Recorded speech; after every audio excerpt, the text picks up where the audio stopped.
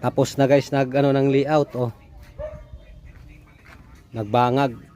Mahirap kasi butasan 'yan.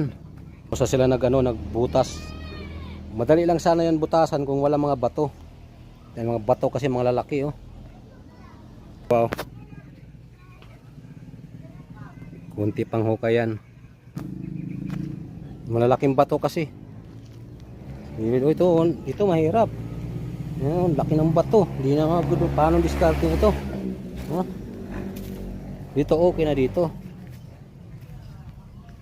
Ito nakaabang na yan para sa puting.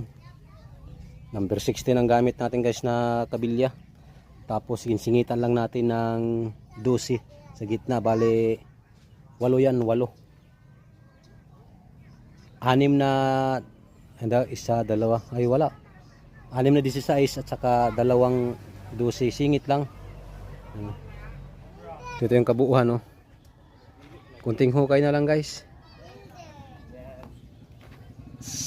Sa Monday bubuhos tayo sa ligi. Sa puting pa lang yun. Okay na yan. Update lang yan guys sa ating bagong proyekto dito ngayon.